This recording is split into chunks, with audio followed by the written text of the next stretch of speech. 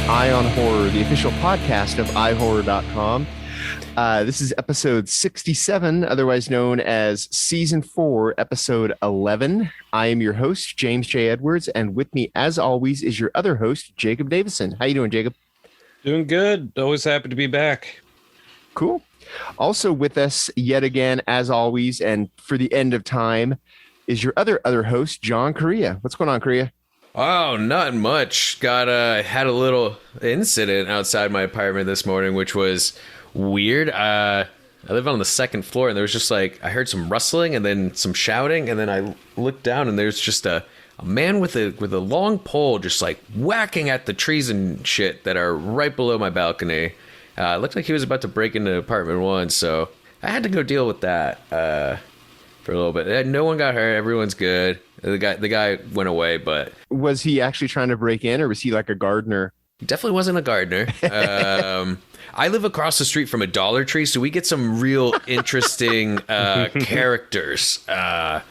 Across the street from a Dollar Tree in the valley. So yeah, we get interesting characters. But it's funny. We used to see him a lot more when we were in our old apartment because we had a perfect view of it. But now we're behind that apartment, and there's a lot of trees and foliage in front of our thing. So I thought we were going to encounter less, but he surprised me. Well, all right. I'm glad that there's a happy ending, and I'm glad that you were safe. I'm glad that you didn't get hit with a pipe. Yeah, that would have hurt. Cool. What's been going on this week? I know one thing that's been going on, and we may as well get this out of the way now. The Conjuring, The Devil Made Me Do It was released. Did you guys see it? No, not yet. Okay. I figure Korea isn't going to see it. I saw it. It's probably the worst of the 3 Conjuring movies, but it's still better than anything else in the Conjuring universe, except for maybe Annabelle Comes Home, which I really liked. It's not the movie I wanted from the demon werewolf case that I've always said I wanted a movie of. It's not really that, but it's also not as much of a legal thriller as people are making it out to be. People are making it out to be like Exorcism of Emily Rose, where it's takes place in a court, and it isn't that. It's basically, yeah, sure, Ed and Lorraine are trying to prove that this guy is not guilty by reason of demonic possession. Is actually that's the whole deal. But it is a lot of them investigating, and it's not courtroom stuff. So yeah, it's it is what it is. It's a Conjuring movie. Which I do want to reiterate that we have to realize. Yeah, I'm going to do it. We have to remember that was a lot of the stuff in that movie didn't happen. Let's be honest. Yeah, no, they absolutely took a lot of liberties with the real case. Yeah, a lot of liberties, and who they were as people. But the fact that the Warrens in real life testified and tried to prove that a murderer was innocent via being demonically possessed by a werewolf is extremely fucked up. And not only tried to do that, they somewhat succeeded because he was only convicted of manslaughter, and he straight up murdered his landlord. Yeah. I mean, that's a fact. And they got him off as manslaughter, and the dude's out of jail and living life right now. So, I mean, they were pretty much successful because he could have gotten the death penalty. Yeah. And people have different opinions about the death penalty. I think this person needed help, and I don't think that type of interference with an American legal court case in real life was appropriate, necessary, and just is all around. It's just messed up. But yeah. We already know my opinions on the Warrens. Yeah, I was going to say, it made good books and movies, though, which is pretty much what the Warrens are about, I guess. Yeah, at this point, when it comes to the Warrens, I feel like that one guy at the party who likes to bring up, John Lennon was, a bad man who hit women. And it's it's true, but people are already made up their minds, and I'm probably not going to change any minds, but yes, the Warrens were bad people. Well, kind of following that thread, another thing that I saw on Friday night, and this is kind of thanks to Jacob because he posted on his Facebook, but Cinemadness did an online kind of premiere, although people have seen it already, of What Happens Next Will Scare You, Yes. which Jacob has already talked about it. So we won't talk about it too much from a plot standpoint, but it's the new movie from the WNUF Halloween special guys. And it looks like it is. I mean, it's like low budget, and it was geared towards me as somebody who, as a scholar of urban legends and creepypastas, and as someone who hunts down these viral scary videos, which is basically what the movie is about. It hit all my sweet spots. It's pretty cool. But there's one segment in it, Korea, that you will love, because it is basically about the Warrens. And there's this shop owner who gets a cursed teddy bear. Although it's the most fucked up teddy bear you'll ever look at. It doesn't look like a real teddy bear, but for lack of a better word, a cursed teddy bear that's totally supposed to be Annabelle. And then he brings in this couple who, they're not called the Warrens, they're named something else, but they're obviously the Warrens. They brings them in to basically exorcise this demon from this grizzly, this teddy bear. And it's pretty hilarious. You'll love it because it's pretty much making fun of this couple, but not really. Yeah. I think my favorite segment still is the 911 phone call from the mortuary. Yeah, from the Night of the Living Dead, or the Return of the Living Dead mortuary. Kind of, yeah. Yeah. Although that one was genuinely freaky. Like, that one got to me. But yeah, no, I even donated to the What Happens Next Will Scare You Kickstarter campaign for a DVD. I saw your name in the credits at the end. Yeah, well, I donated for to get it. Like, I donated, so I think it's like a listing and the DVD, that sort of thing. Although I am interested in checking out some of the special features that they're going to include on that. But yeah, no, it was one of my favorite anthology movies on the festival circuit last year. So I'm really glad that it's getting more attention, and the Cinematic Void showed it. And yeah, no, I hope more people check it out. It's a lot of fun. It's funny because it's not really an anthology, but it is because of all these little videos they're watching. And it's not really found footage, but it is because of the videos they're watching. Mm-hmm. It really hit. It was really creative the way they did it, and it hit all the sweet spots. It checked all the boxes for me. So I was, and it's got some really great practical effects too. Oh, there's even a Bigfoot segment. So talk about there's Bigfoot. I mean, nice. The icing on the cake. For me, that movie was made for me. It was pretty good. And keep an eye out for a couple of actors from WNUF who pop up again in here. Yeah. Oh, and in terms of stuff I've watched, well, for my birthday, I ordered the Christopher Lee box set, and just came in last week, and it has been very interesting to go through. Because it's this box set that Severin Films put out that. It's a bunch of movies from Christopher Lee's Euro phase, where he did a bunch of like kind of weird and obscure horror movies in like Italy, Spain, and Eastern Europe. And yeah, some of them are pretty interesting. I think probably one of my favorites so far that I've watched is this one called Castle of the Living Dead, where he plays a evil count named Count Drago. Yeah, no relation to Dracula. And no relation to Victor Drago from Rocky IV? No, sadly.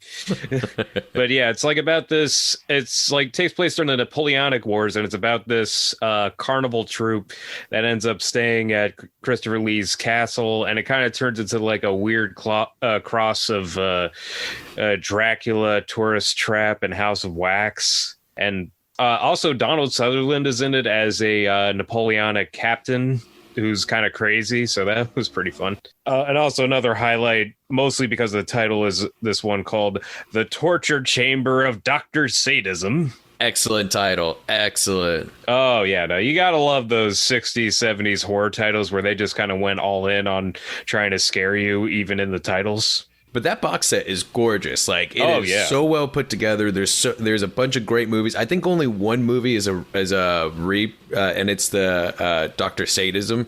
That was on the Hemisphere box set that Severin put out. But it also includes an anthology series that Christopher Lee hosted that was, I believe, Finnish or Polish. Polish. Yeah, the Theater Macabre. Yeah. And it comes with CDs. There's a booklet. That's a box that I'm really excited to dig into one of these days. I haven't yet, but I will soon. Oh yeah, no, there's a lot of good stuff on there. I also enjoyed this one, Crypt of the Vampire, which is kind of a loose Spanish Italian remake of Carmilla or Vampire Lovers. Oh, nice. And also, and funny enough, Lee plays the vampire hunter in this one. He doesn't play the vampire. Oh, that's a change of pace. Yeah, it's always interesting when that happens. And also, it is kind of fun watching a bunch of these because, like, they're in black and white and they're kind of in that kind of like Euro Gothic horror movie stuff. A lot of them are very Mario Bava ish. Love me some Bava. Oh yeah, and what's better than Christopher Lee and derivative Bava? I can't think of much.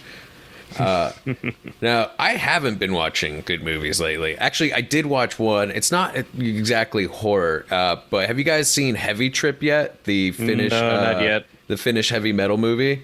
First of all, if you haven't already, Vinegar Syndrome is having their Partners Only month, and they have an exclusive slipcover for this. This was put out by another company, but they have an awesome slipcover where the slipcover looks like artwork for the band in the movie, which is called Wrecked Anus. Is what it's called.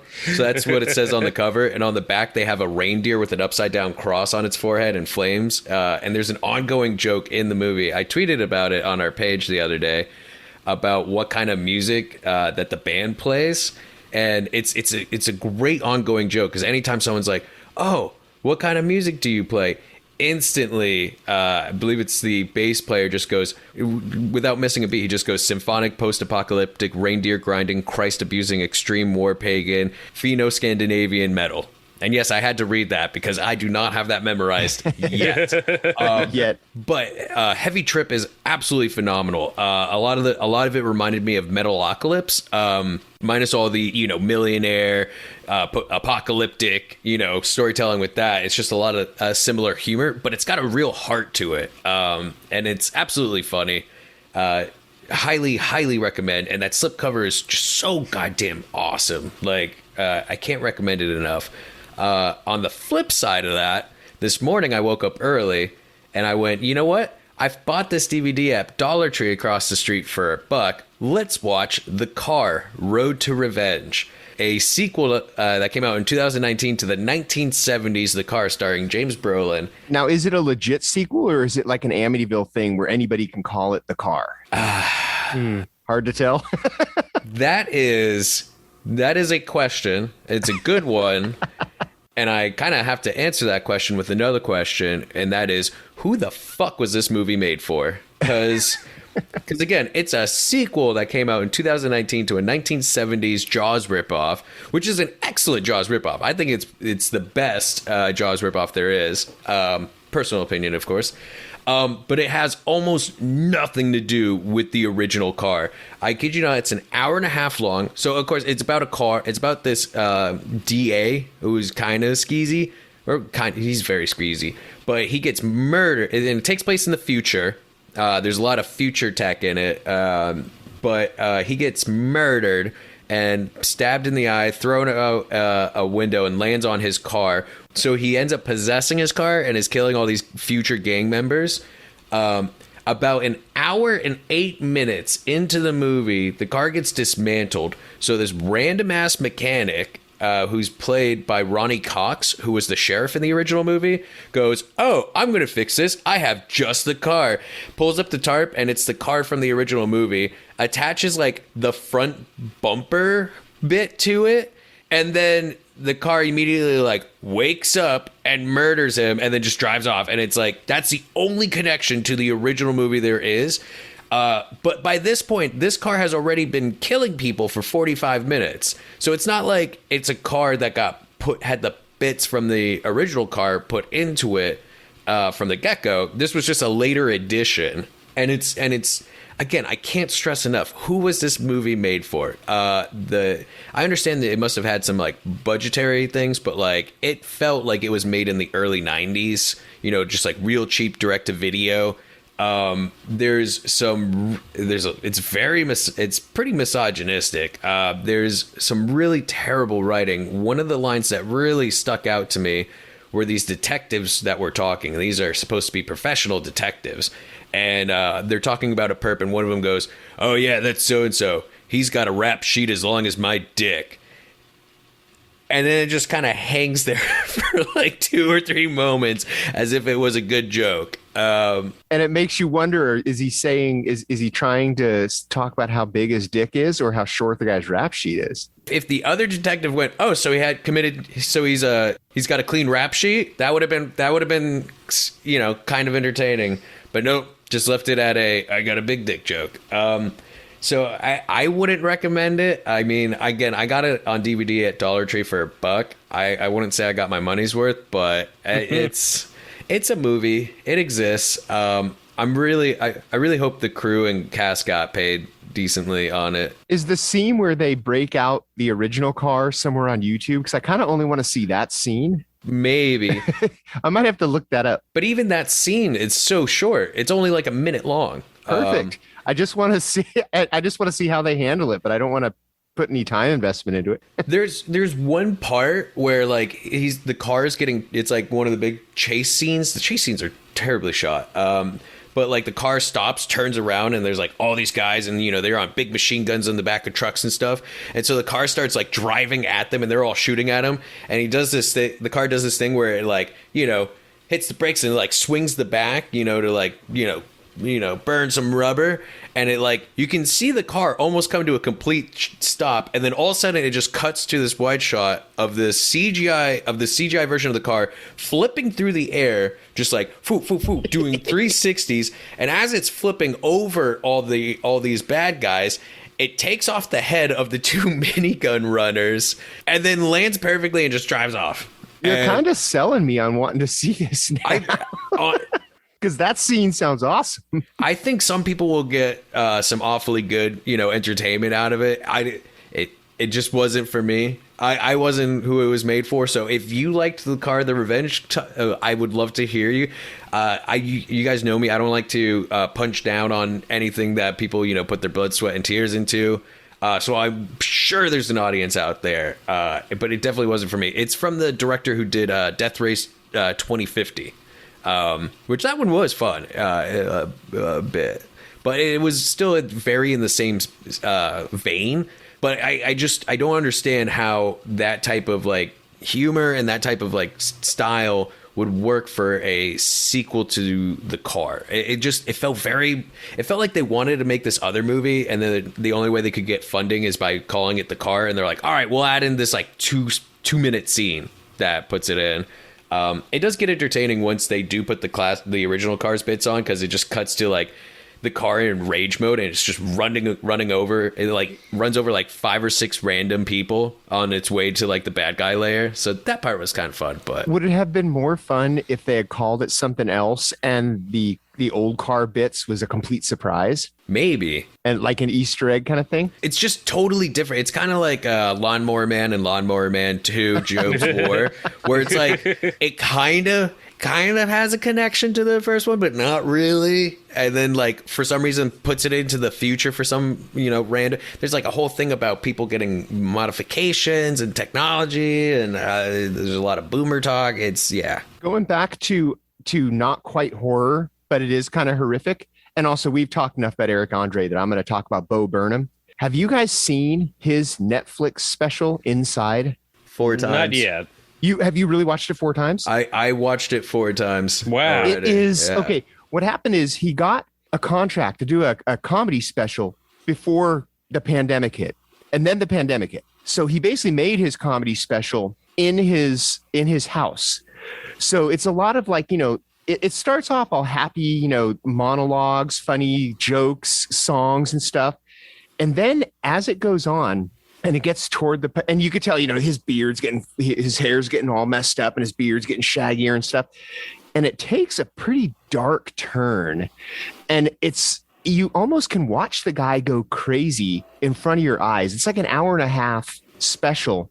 It's really, it's kind of disturbing. but it does have some really funny parts. The bit about his reaction video bit just had me rolling on the floor. Oh, his reaction to his he does a 30-second song and then he does a reaction video to it and it just keeps going. And then a reaction video to his reaction, it just inceptions. No, I thought Inside was absolutely brilliant because it has that ominous presence, even in the beginning when it's not that ominous, because you get to see, quarantine happen in real time as this guy tries to make a comedy special on his own.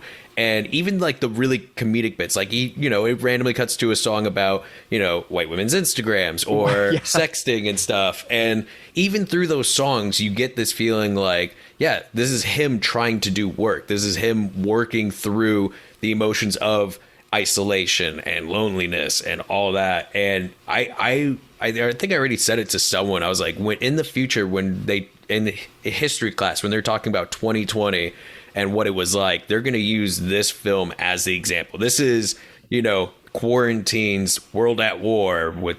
Well, it's like you talked about when we've talked about COVID ad nauseum, but you were talking about how like shaming people who don't come out of COVID knowing another language or having built a website or something. It's like people dealt with the lockdown and the quarantine in their own way. And if the only way you had to deal with it was to lay on your couch and watch movies, hey, you do you. So this is how Bo Burnham dealt with quarantine. He kept working because he had this contract for this comedy special, and no one would have faulted him for reneging on it or postponing it or whatever. But he's like, no, I'm going to make my special. And you can tell in the beginning, he's like, this is a great idea. I'm going to do it all myself. And he has that nice montage in the beginning where you see him, not super clean shaven, but it was very clearly early pandemic. And then like it cuts to and it's like a montage of him learning how to do lighting, learning how to use these different programs, learning how to do all the equipment. And then like, by the time he gets to like the first song, you can tell he put in the time and he put in the work to do the writing, but also to learn everything so he could pull out. And he pulls off some really creative technical stuff with it. Just even that opening number with called Content, where he's just like singing about getting back to work and whatnot. And then all of a sudden he turns on his headlight and points it up to a disco ball and it just fills the room with like beams of light. And he says, Daddy made you your favorite. Open wide. Look, here comes the content. Like, I thought it was absolutely brilliant. And I didn't know that people like me who turned 30 during quarantine needed an anthem, but he gave us one. And I respect him for that. No, I got to check that out then. It's definitely worth watching at least once. I don't know if I could handle it 4 times. I mean, it gets dark by the end. The songs have been stuck in my head all week. I've been listening to they didn't have the songs on streaming things yet. So like the 4th one is kind of like a cop because I would just have Netflix. If you watch it on your phone, it goes to a small screen when you do other stuff. So I'd be driving and it would be playing. I wouldn't be watching it while driving. Don't worry, folks. But I would have the audio playing through the thing while doing runs and whatnot. But yeah, can't recommend it enough. It does remind you like, oh wow, that was rough what we just went through. And in case you forgot. Yeah. Going back to the Alamo recently, and I've been to a couple repertory screenings since the last show that I think you'd find interesting. For one, I got to see a repertory screening of the 1999 The Mummy remake with Brendan Fraser and Rachel Weisz. Fuck yeah, dude. Yeah, no, I honestly kind of forgot how fun that movie is. Dude, that movie still slaps. It slaps so hard. And that movie awoken so many people's sexualities across the spectrum because everyone in that movie is hot. But it is it's so much fun. Come on. I mean, the classic, we got the horses. Hey, Benny, you're on the wrong side. What? Quotable. Oh, yeah, no, it's very funny, too. I forgot about that. Like, there's so many great gags, like when Brendan Fraser screams at the mummies, and then the mummy screams louder at him, and so he decides to run away. It's so good. Yeah, a lot of Brendan Fraser screaming at mummies in this movie. But, yeah, no, it was a real tentpole blockbuster back in the summer of '99. Like, this was the kind of movie that like me and all my friends back in middle school were just like, oh man, did you see The Mummy? We got to go see The Mummy. just because, it's the right blend of action, comedy, and horror. Yeah. Because it just hits all the genres real well. And also the effects hold up surprisingly better than I would have thought. Granted, some of the CG not so much, but there's so much practical effects, and they do a lot of the CG in a subtle way that it didn't feel too distracting. And the CG holds up better than the CG in the sequels. I'm looking at you, PlayStation 2 looking The Rock, Scorpion King at the end of Mummy Returns. Like, even as a kid, when I saw The Mummy Returns, that effect looked awful. Yeah. Yeah, that was ridiculous. But hey, we got 5 Scorpion King movies out of it. So oh, yeah, I always forget about that. It was worth it. Wasn't that The Rock's big screen debut, though? I think so, yeah. Then. Yeah. Yes. So it gave us Dwayne The Rock Johnson, which we cannot understate that significance to the three of us. Because then we got Rampage. It's the domino effect. They do show him in Mummy Returns, not CGI, scorpion, human, centaur hybrid in the beginning for like a minute or two. And I think that's the bit that the Scorpion King sequels are more based on then. Yeah, and which is funny because I don't think the sequels even really acknowledge that, because they just kind of went and did their own thing. To the Scorpion King? Yeah. I don't know. I haven't really seen them. I just know that they got some really random people that, like Billy Zane is in one, Ron Perlman. One of these days I'll deep dive into them once I finish the Universal Soldier movies. I still got Day of Reckoning to go. And yesterday, though, I saw John Waters' Serial Mom. Yes. Dude, you're seeing all the good ones in the theaters right now. I mean, I've been looking forward to this for months and months, just ever since the shutdown. I was hungering to go back to the theaters, and so I've been going back to theaters with a vengeance.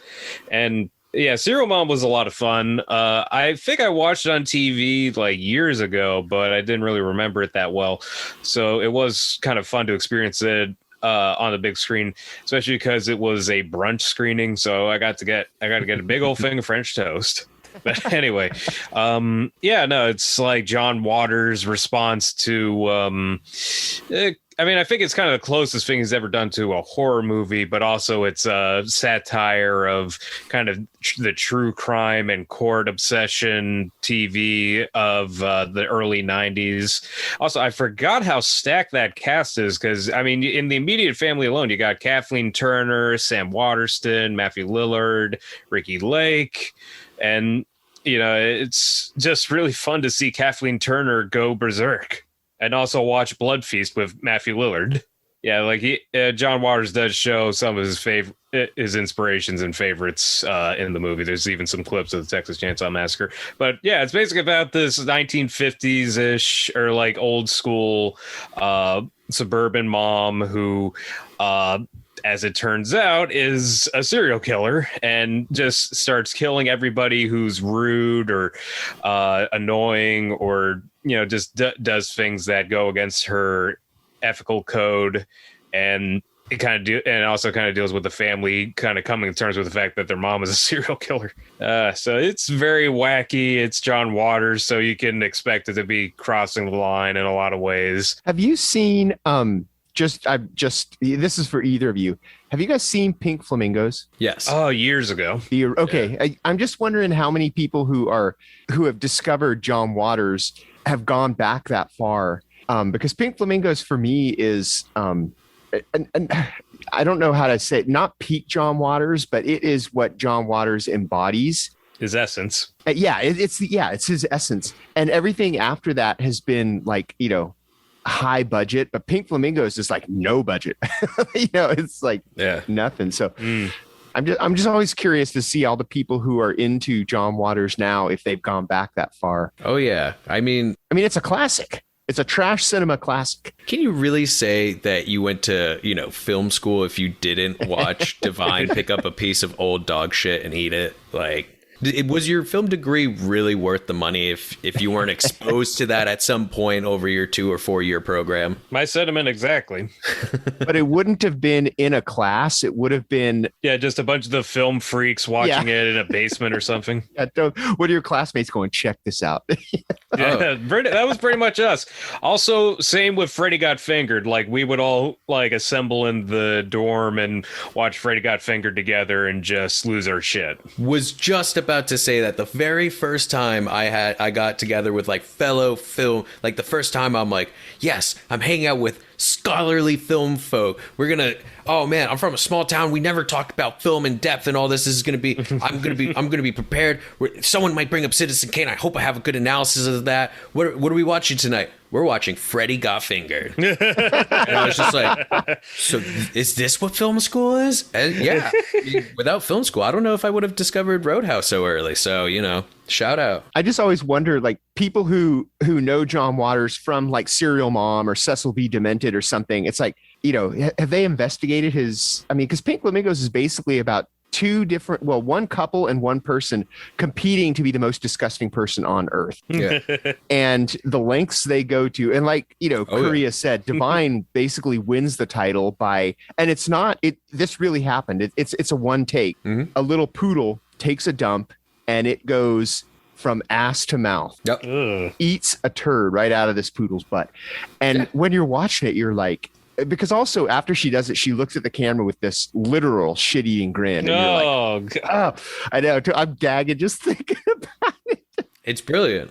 It's yeah. And John Waters carries a lot of that throughout his films. Like, even when he gets the big budgets, except for like maybe Hairspray and Crybaby, like the tone is still there, but like he still goes for it. I mean, you bring up Cecil B. Demented, and there's some, really hardcore bits in that, or one of my favorites, A Dirty Shame, because that movie for some reason was playing on Comedy Central all the time when I was like 12 or 13. I was like, oh, Johnny Knoxville, yeah, let's watch this. Every time it was on. And it's still to this day, though, the Bears joke kills me. We're your friendly neighborhood bears. And speaking of cult cinema, I showed my roommates Barb and Star Go to Vista Del Mar. Oh, fuck yes. I've indoctrinated more people into the cult of Barb and Star. You can't bring up that movie with me. I'm trying to get my rewatch percentage below 20%. I finally got it to 24.9, but now that you mentioned Barb and Star, I'm going to have to watch it again today. It's so worth it, though. It still holds up. Just watch Bo Burnham's Inside again, Korea. That's what screwed up my percentage pretty much. Barb and Star and Bo Burnham? Yes. Yeah. Now, there's a combination. Yeah. Recently, I finally saw the lost horror movie of George A. Romero on Shudder, The Amusement Park, and it met up to the hype. Holy shit. Yeah, it's crazy. I mean, you can understand why the Lutheran Society chickened out on releasing it, right? Yeah, it was too extreme for the Lutherans, and I can see why. It's not even so much that it's scary, just so much how bleak it is, and also it is like a nightmare. It's a nightmare movie, with just the way that it's surreal, and there's a lot of allegories throughout, and it's just very sad and depressing to watch. Which, granted, it's about elder abuse and the way society mistreats the elderly, but yeah, it hits hard. Stylistically, I think it's closest to Romero's Season of the Witch because it's almost like a dream, type of a thing. But content-wise, yeah, you're right. I mean, the analogies are thin. I mean, to the point where the old guy gets into an accident in a bumper car, and then he's treated by the cops like, well, when was last eye test you had? And they don't believe him as a witness because he's old. And they're like, oh, what your memory is going? It's like, or the scene where like the literal Hell's Angels beat him up and mug him, and there's a specter of death with them. Well, death is kind of following him for the whole thing, like in the background. That's the most obvious scene. But if you look, death is basically, which is another thing. It's like death is always following these elderly people around. Yeah, It's a crazy one. Yeah, and also like there's this scene where he tries to read the Three Little Pigs to a little girl, and it is just heartbreaking because like she leaves him crying. Yeah, that was tough. Well, her parents think that he's going to kidnap her or molest her or something. I mean, It felt like it was more just like they were abandoning him. well, yeah, maybe. I guess it could be read. I thought they regarded him with suspicion, like he had some ulterior motive than just being nice to a kid. Yeah, maybe a little bit of both, but either way, just that it just leaves him like sobbing is just that was depressing. Yeah, it's a tough watch. Yeah, but it was worth it. It still holds up surprisingly well for what was supposed to be a PSA. And like I said, the story behind it is probably better than not better than the movie, but is as good because the Lutherans didn't want to show it. They commissioned him to make it, didn't want to show it. So it went into a vault for 40 years? Yeah. Which is going to bring us to our topic. This is a good segue. I'm the king of segues, remember? Yeah. We're going to talk about lost movies and lost bits of movies. And for me, when I a lot of things come to mind when I think of lost movies, but the one that I always think of first, 1965 MGM Vault Fire, which basically destroyed almost the entire library of MGM silent films. So you lost a bunch of Lon Chaney silent movies, including London After Midnight, which is kind of a holy grail for a lot of horror collectors. And a few years back, I think it was on Turner Classic, they tried to, I won't even say they tried to, because they didn't come close at all, but they did they took the script and did like a reading of it with stills from the thing. So it wasn't a movie, but they kind of reenacted the story. It's kind of a vampire tale, I guess, but that's one of the real shames. A lot of Lon Chaney stuff was lost, of the early Chaney, pre-Universal stuff. But London After Midnight's the real bummer. Yeah, no, every time I hear about it, it does sound really fun. Because and it's one of those things where kind of the mystery about it being a lost movie enhanced people's attention to it, because like one of the only things that really survived about was that really creepy still of Lon Chaney in his disguise looking like Monster Man. He looks like something off the Haunted Mansion. Yeah, he does. And he's got like the serrated teeth, and he's got like the big top hat. Yeah, and he's got like the cabinet of Dr. Caligari set up and like with the big eyes. And it was London After Midnight was an early Todd Browning joint, which kind of segs us into another lost thing. Korea, take it. Freaks. I mean, the whole thing isn't lost, but no. Freaks, yeah. But Freaks is one of those extremely infamous films. I mean, when Todd Browning first showed a cut of it, people were mortified by it. Like run from the theaters mortified. And it was, by today's standards, it's not, but and it was mostly due to prejudice. People were just mortified at seeing people who were abnormal, and that was most of it. But there's a lot of footage that was cut from the film for theatrical that is forever lost, and that's so sad because it's such a brilliant film. It's so good, and it's very similar to Orson Welles' Magnificent Ambersons, which actually, and that's one of the things that prompt us to talk about this, they're looking for that footage. Because I don't know if you know the story behind the Magnificent Ambersons, but that was Orson Welles' follow-up to Citizen Kane. And there's talks that it was even better than Citizen Kane. He definitely thought it was a much more personal story. But when they showed it to test audiences, it was all teenagers who just did not care about it at all. So the studio ripped it from his hands. He was in Brazil, he was in South America filming stuff for the government. And they took it from him, cut it up. His editor sent him a print of the original cut to South America and to review and to have. And apparently, all the footage is lost. But apparently there's no paper trail showing that print made it back to the studio. So they're actually launching an expedition. I think TMC is behind it, and they're going to make a documentary about searching for that director's cut of the Magnificent Ambersons, and they're set to go out this fall.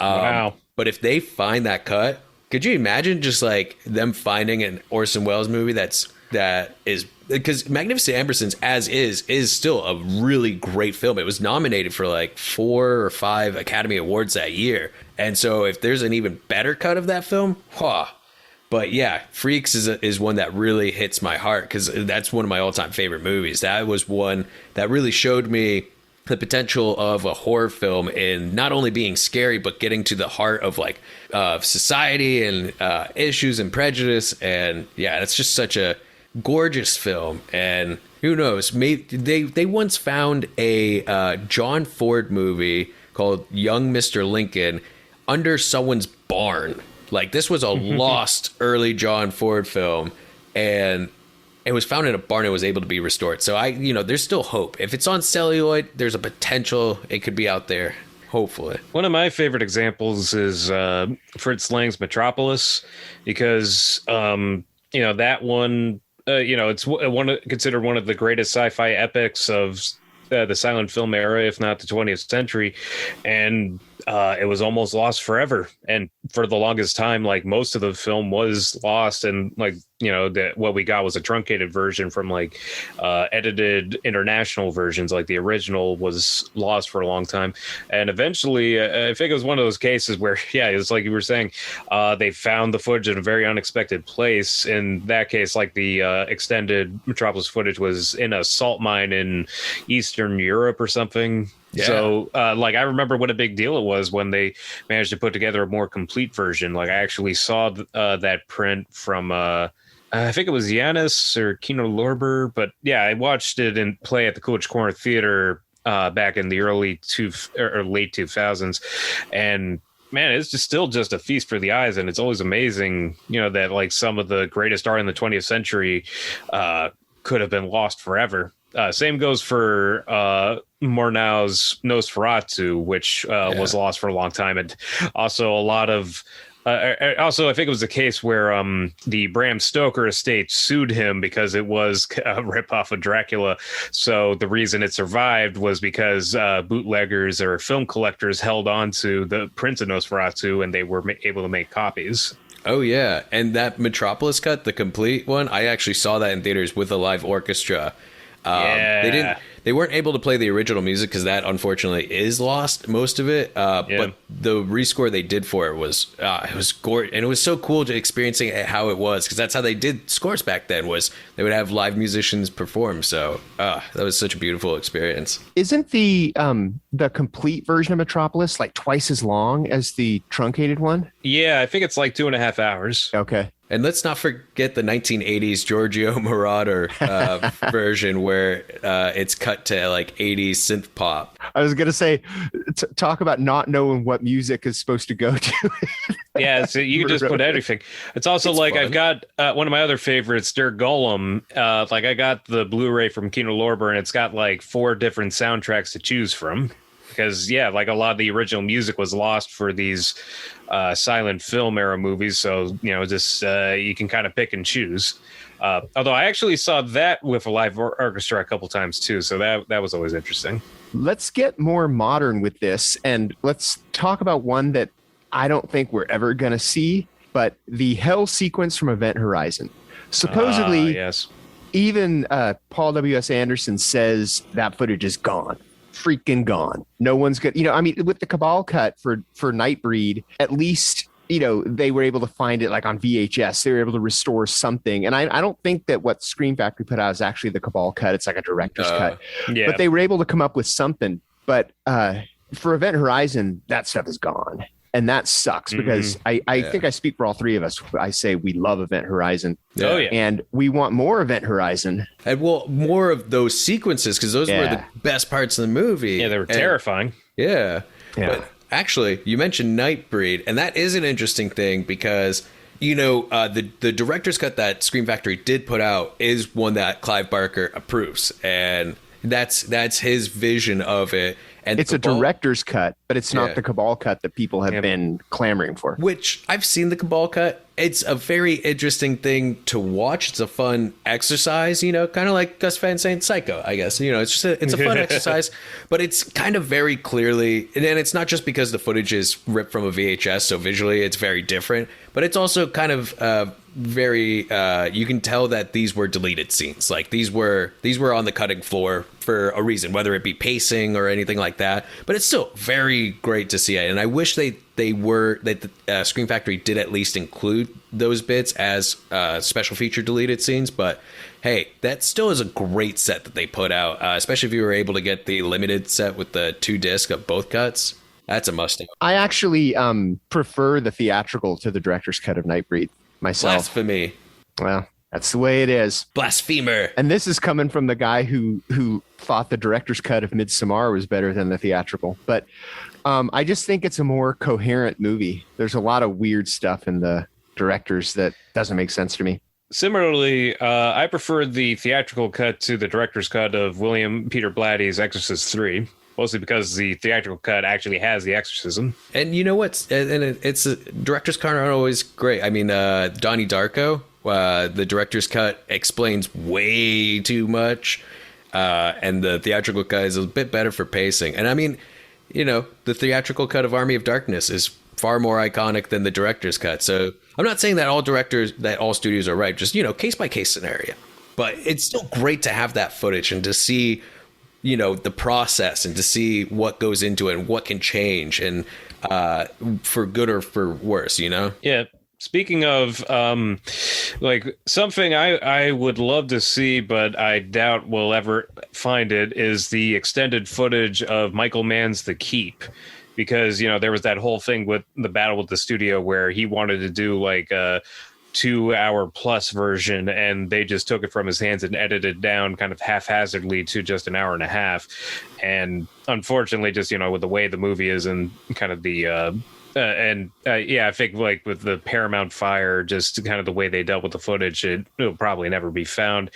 But it sounded interesting because it would have included more development and, you know, would have explained a few more things, I guess. And there would have been a few more horrifying sequences with like people under the monster's influence killing each other. But yeah, it's just one of those cases where we'll just, you know, like it's only described on Wikipedia, or you can find like or you can just find like weird VHS footage on YouTube. So yeah, you know, it's kind of lost to time, unfortunately. Yeah, and there's a lot of movies, especially out in the 80s, where slashers where like the kill bits and stuff are cut off. So a lot of like Friday the 13th from like 4 on, when there was a lot of that backlash, we're starting to get more uncut versions of it with like, you know, an additional like 30 seconds of footage for like the, you know, the piercing shots or what have you. I know My Bloody Valentine was another one that was heavily edited for violence, and then Lionsgate put out you know, they put it back in, but they didn't do any restoration on it. So thank you, Scream Factory, for restoring that footage. But yeah, it's a long history of that. Yeah, and yeah, there's a lot of those cases in Friday the 13th, like, you know, from the box set, like just so many of them. There's so many of the Blu-rays in that collection include the extended kill sequences and the violence that was cut out. And again, they did a great job restoring that, although unfortunately some of them's also kind of lost or just unable to be restored, like Friday the 13th Part 7, The New Blood. Like that one was heavily edited, and the footage, I think they were only able to find like the VHS or work print cuts, so you can watch it, it's just not as great a quality. Yeah. Have you guys heard about it's a film that is lost purposely, at least for a while. It's called 100 Years, and it's a Robert Rodriguez movie that he made. He made a short film, and it was written by and stars John Malkovich, and it's for some cognac company like Louis the 13th Cognac. And basically the gimmick for it was they made it to be an advertisement for cognac. And the gimmick is each one of these bottles of cognac is aged for 100 years. So, and I guess Robert Rodriguez didn't know they were going to do this, but he showed him this movie and they said, yeah, that's the one that we're going to lock away for 100 years. And he's all, say what? So there is a short film by Robert Rodriguez starring and written by John Malkovich in a safe somewhere that has a timed lock that is not going to open until the year 2115. So, you know, maybe our grandkids will see it, if any of us ever have grandkids. But yeah, none of us are ever going to see this damn movie because it's a gimmick that this cognac company did. I don't know how like vested I am in actually seeing that short film, I'm kind of with that experiment more vested in seeing how much of an impact that will have in 2115. Because, at that point, it'll be twice the length of film history, or almost twice the length of film history that we have now. And we're still talking about directors like Mallet and Fritz Lang and all of them. So I wonder if, like, basically, will John Malkovich and Robert Rodriguez be relevant in the year 2115, or will they become relevant again? And then suddenly people in 2115 are like, whoa, yeah, we should watch more of these movies. What's Being John Malkovich, or what's this Sin City, or Once Upon a Time in Mexico? Like that would be interesting to witness. Here's something they may not have thought of. What format did they put it in the safe in?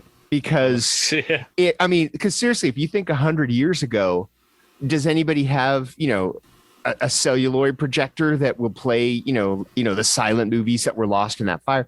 If they put in, it could be like an 8-track player. Who's got an 8-track player now? Well, if they put is it a DVD? No, if they did it right, it would be on 35 millimeter. And if it's kept at the right temperature and all that, celluloid is meant to last at least 100 years. Unless you're smoking around it.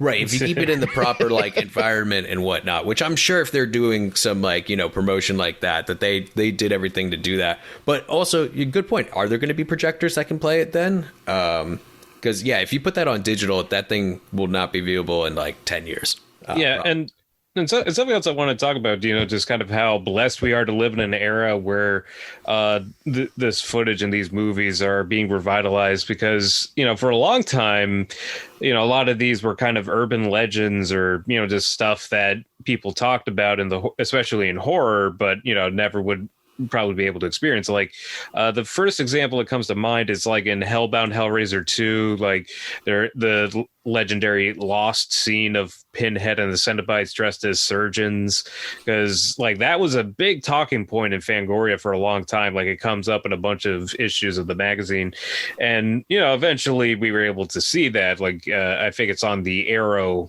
Blu-ray, but that is the thing. There was a long period of time where, especially in horror, because of the violence and gore and attitudes at the time, that stuff was cut, and it was just kind of stuff horror fans would talk about over the campfire or something. Just oh man, I heard they cut out this scene from Friday the 13th Part 6, and man, oh god, that had to be disgusting. That type of thing. Oh yeah, and we're living in the golden age of restoration on these films. Oh, yeah. I mean, how often do we talk about Vinegar Syndrome? Which I got my order in. I don't know about you guys, but it's not to rub it in.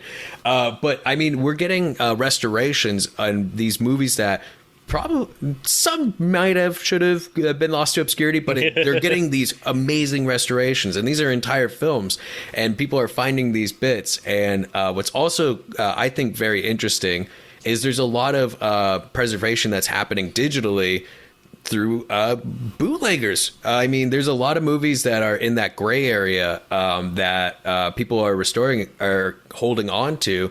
And with that, they're going to be able to be kept. But there's a lot that are still out there that need to be found. One of the saddest cases, to me at least, as a big fan of early cinema, is a lot of George Méliès work is gone forever due to a fire. I think it was about 85% of his work, or even higher, gone, never to be seen again. Well, you guys know Robert Flaherty, who did Nanook of the North.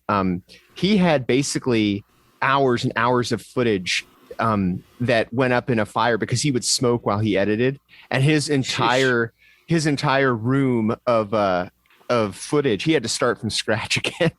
And I know a lot of Nanook of the North is staged, but the fact that he basically had to start over from scratch when he was in the editing process of his movie. Step outside, take the break. If you're going to smoke around, especially around nitrate celluloid, it's not worth it. I don't know what he was thinking. That. Like he had to know the danger, and he just did it anyway. Well, yeah, this was the 20s, or it might have even been the teens. 1918, 1919, when he was, because Nanook of the North was 1922. So yeah, he may not have known the dangers. It was such a new medium at the I time. mean, they had to have known that nitrate was flammable, though, right?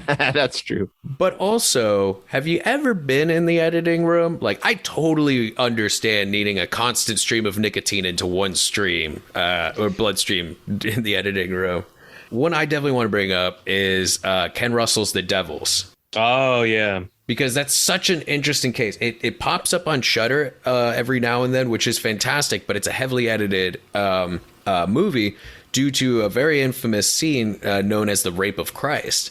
And it's insane because there is a cut. It's in a vault. It's at Warner Brothers, and yet they refuse to let it out to the point where when BFI released it years ago on DVD, they wouldn't let them restore it to its full amount. They could only use the British version of it, which has more footage than the American one, but they wouldn't let it be restored to be put out on Blu-ray, only DVD. It's still a stacked DVD. I highly recommend it. But the weird thing is that the BBC did a documentary about the Devils and its controversy and everything, and they show the full scene in the documentary. It was and it was shown on public TV. Granted, it was a late night program. I think they premiered it at like 11 p.m. But still, like, the footage exists. It's out there. I think you can find it on YouTube even. And it's been almost 50 years since this film came out, and yet I don't know what it is with it, but they refuse to it. And yeah, someone on Twitter said, "What would you do if you were the head of Warner Brothers?" I think they were trying to get a lot of the Snyder bros to get behind him and be like, "Oh, restore the Snyderverse." But all the cinephiles were like, "Easy, release the Devils." I was like, day 1, release the Devils. Day 2, greenlight Rampage 2. And 3, 4, 5, start the Rampage franchise. All right, let's wrap this up. But one that I want to bring up, which I brought up before, is one that is lost purposely by the filmmaker. The Day the Clown Cried. Oh, yes, I knew this was coming. Yeah, of course. It's on my bucket list. And actually, now that it's in Library of Congress, I think are we in year 3 of the 10-year wait? So it's gonna. Eventually, I'm going to get to see it unless, I have a heart attack in the next 7 years. But yeah, Jerry Lewis does not want this movie, or did not want this movie seen, because basically it's about a clown who leads kids to a Nazi death camp. And that's kind of all that's known, at least by me, about it. So we'll see about that one. Yeah. Anyway, what have we forgotten? I mean, what films are so lost that we haven't even talked about them? What are your favorite lost films? What are ones you're dying to see? Let us know. And yeah, because this is fascinating to me that stuff in this day and age can be lost. This Event Horizon one kills me because that footage, no one has that footage. Anyway, so yeah, let us know what your favorites are and what you're looking for. Our theme song is by Restless Spirit. I got my Restless Spirit and DMP merch in that I ordered from their Memorial Day sale. It's awesome. I'm wearing my DMP shirt right now. Hell yeah. So go check out Restless Spirit. Our artwork is by Chris Fisher, so go and give him a look and a shout. You can find us at the Eye on Horror Facebook page, the Eye on Horror Twitter, the Eye on Horror Instagram, the iHorror Facebook, iHorror.com. What else? I don't know. We're not hard to find. Yeah. You can track us down easily. So let us know if you agree with our lost movie choices. If you don't, if you just don't like Death Metal Pope, yell at me about wearing the shirt. We have thick skin. So yeah, let us know what you think, what your favorite lost movies are, and we will see you in a couple weeks. So for me, James J. Edwards. I'm Jacob Davison. And I'm Jonathan Correa. Keep your eye on horror.